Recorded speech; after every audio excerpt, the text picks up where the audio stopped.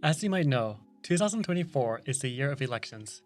It started off with an election in Bangladesh, and more than 60 countries including Mexico, France, Iran, and Tunisia voted, and just recently, the United States re-elected Donald Trump.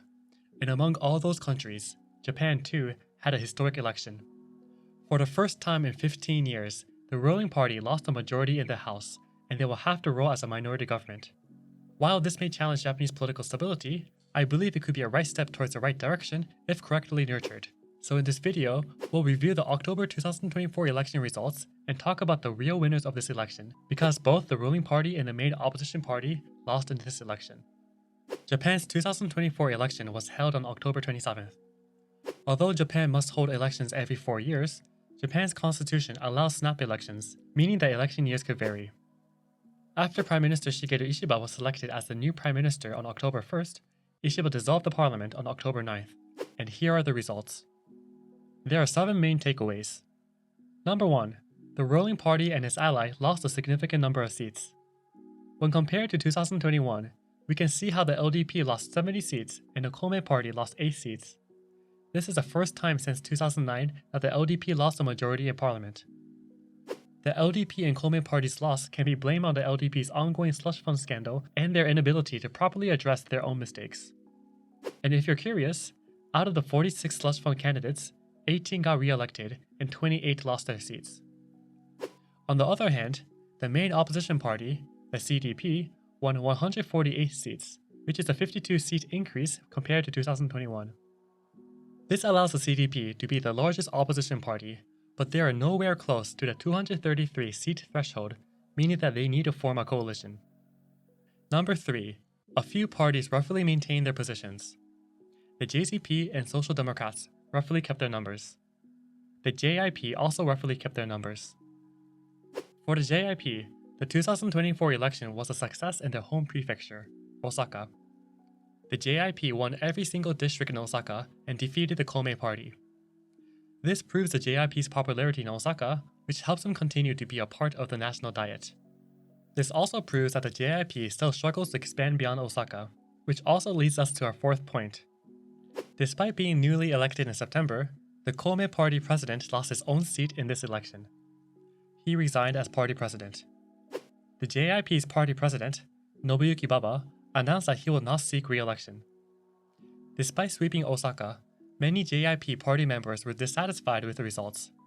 I'll talk about this again. Number 5. 2 new parties gained seats in the lower house. The Sansei Party, or the Do-It-Yourself Party, got 3 seats. They currently have 1 seat in the upper house. The Hoshito, or Conservative Party of Japan, which was just established in October 2023, won 3 seats in their first national election, making them meet the requirements for a nationally approved party. Both of these new parties are more conservative-leaning than the LDP. The most exciting news is the Democratic Party for the People and the Reiwa Party's success. Both of these parties more than doubled their seats. While all the main opposition parties were critical of the LDP's slush fund scandal, the DPP and Reiwa Party heavily emphasized on economic challenges. Their success proves that voters were very concerned with the economy. And the final takeaway is that the DPP is the real victor of the 2024 election. Changes in parliament seats can be deceiving, so let's compare the total number of votes per party between 2021 and 2024. It's clear that the LDP and Kome party lost. Although the JIP maintained its rough seat number, the total vote count was 36.6% less than what they received in 2021. The JCP received 19.3% less than what they received previously as well. And surprisingly, despite winning 50 more seats in 2024, the CDP only saw an increase of total votes by 0.6%. The narrative that the CDP is the main opposition party that can replace the LDP seems dubious. Now let's take a look at the Reiwa Party and the DPP. For the Reiwa Party, we see a 71.7% increase of votes. They got more votes than an established party like the JCP. The DPP breaks the record with a 138% increase in total number of votes. The DPP won so much that they didn't have enough candidates to reflect these votes. Because Japan uses the complicated mixed-member majoritarian voting system, long story short, the DPP was granted seats to be occupied by candidates from their party. However, because the DPP was short on eligible candidates, 3 of their seats were given to other parties. That means that the DPP could have won a total of 31 seats instead of 28. And this is why the DPP is one of the winners of this election.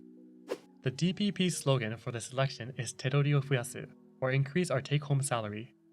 There are two policies that the DPP wants to pass in order to fulfill the promise. Number 1. The DPP wants to increase the tax barrier from 1.3 million yen to 1.78 million yen. Currently, if you make under 1.3 million yen, you are not liable for taxes. 1.3 million yen isn't enough to live in Japan, but it's a good chunk of money that students can make over a span of a year. However, with inflation, residents' purchasing power is decreasing as products and salaries are increasing. This is why 1.3 million yen is known as the 1.3 million yen wall or 103万円の壁. Because this was passed in 1995, DPP leader Tamaki argues that this wall needs to be adjusted to inflation, which should be 1.78 million yen.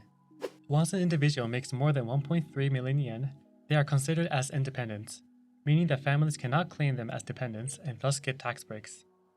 Therefore, the amount of money dependents can make has been artificially capped, which isn't great for the economy.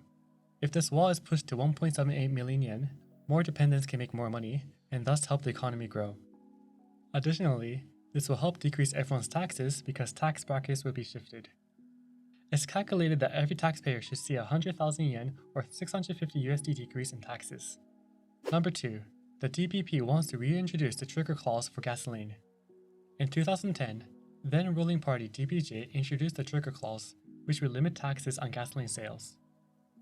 This will only go in effect if the national gasoline prices exceed 160 yen per liter for more than 3 consecutive months.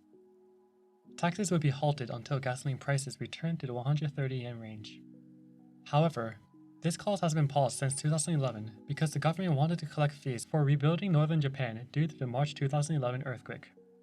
Reintroducing the trigger clause will not only reduce product prices, but also support people who have to use vehicles for commute.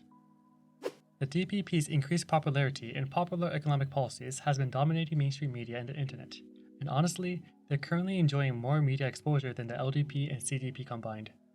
The LDP has criticized both of these policies, claiming that increasing the tax break wall to 1.78 million yen and reintroducing the trigger clause would decrease tax gains by 7.1 trillion and 1.5 trillion yen respectively.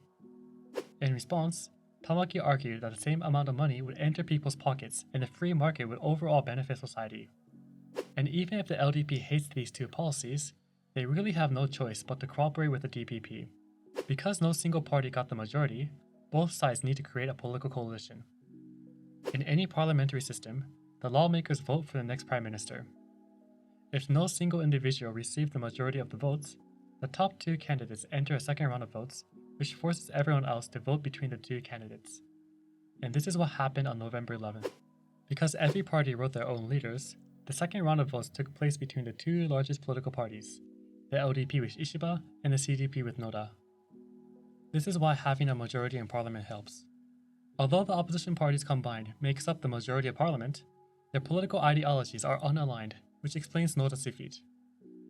Additionally, combining the 3 major opposition parties will not be enough. The CDP's relationship with the JIP has been rocky since last year's monkey name calling incident, and the DPP broke off the CDP a few years ago. While they do work together on some issues, it is hard to see the 3 form a lasting coalition. On the other hand, the LDP Komeii coalition is still at 215 seats, meaning that they are short of 18 seats. Even if they gather the small conservative parties, they will not reach the majority of seats. It is in their favor to work with the JIP or DPP, which are both center-right parties. Although the JIP has more seats than the DPP, the LDP cannot work with the JIP because of Komeii and JIP relations. For this year's elections, the JIP challenged the Komeii party's seats in the Osaka districts.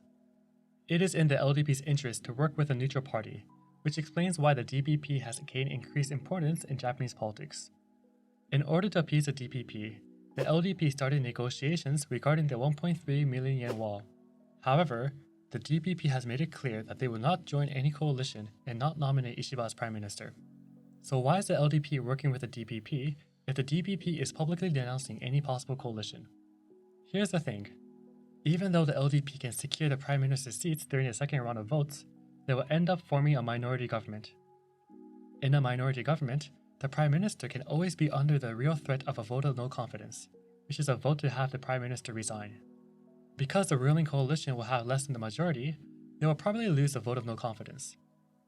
A minority government also means a lack of ability to pass laws as they need the opposition parties to agree.